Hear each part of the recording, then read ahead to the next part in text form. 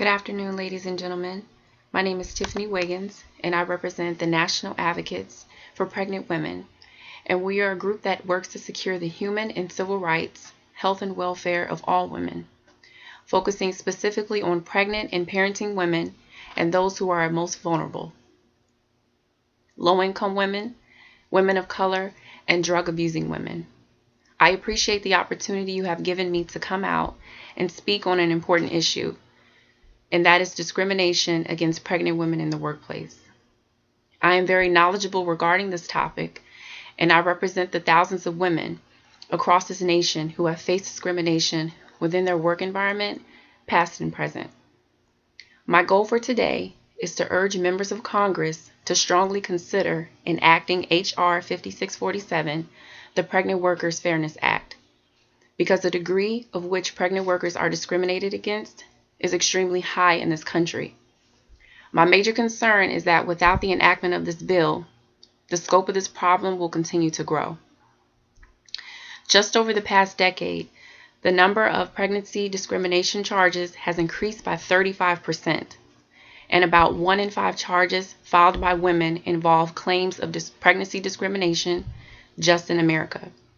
In addition, since 2001, the Equal Employment Opportunity Commission, which is responsible for enforcing federal laws against discrimination in the workplace, has handled 52,000 pregnancy cases in the United States that has amounted to $150 million in damage. Pregnant workers in the workplace experience unfair treatment in every state, county, and district in this country, to include many of the districts that you, as the members of Congress, are responsible for representing. Thankfully, there are 2 major policies that have been implemented in an attempt to address the issue of discrimination against pregnant women in the workplace: the Pregnancy Discrimination Act of 1978 and the Family and Medical Leave Act of 1993. Although these policies were passed to provide eligible employees with leave after the birth of a child, as well as to protect pregnant workers, this is insufficient, because they have failed to prevent or at least reduce discrimination that pregnant women face within the work environment. The primary goal of H.R. 5647, the Pregnant Workers Fairness Act, is to eliminate discrimination and promote women's health and economic security by ensuring reasonable workplace accommodations for workers whose abilities to perform the functions of a job are limited by pregnancy or childbirth.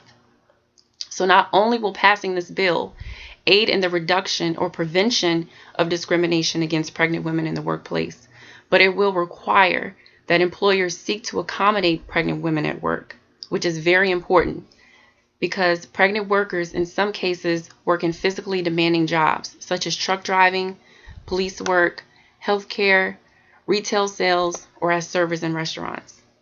These pregnant workers need minor and sometimes major temporary adjustments to their job duties to continue safely working throughout their pregnancy.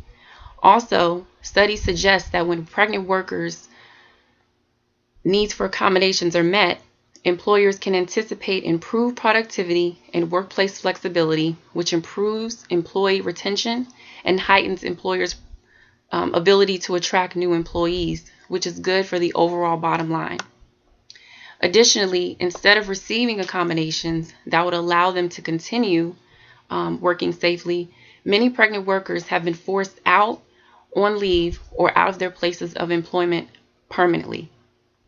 Again, enacting H.R. 5647 will mandate that employers take the necessary precautions that will aid in preventing this and other kinds of unfair treatment, and therefore strengthening the rights of pregnant women in their place of work. In closing, to aid in solving this particular problem at hand, I would strongly recommend that H.R. 5647 the Pregnant Workers Fairness Act, be resubmitted and reintroduced to Congress as is, because I feel as though this bill captures the real issues that pregnant workers face, particularly with regards to the accommodations needed for pregnant workers while on the job. It all ties back into social justice and equality which is a huge part of what my advocacy group stands for. Thank you for your time.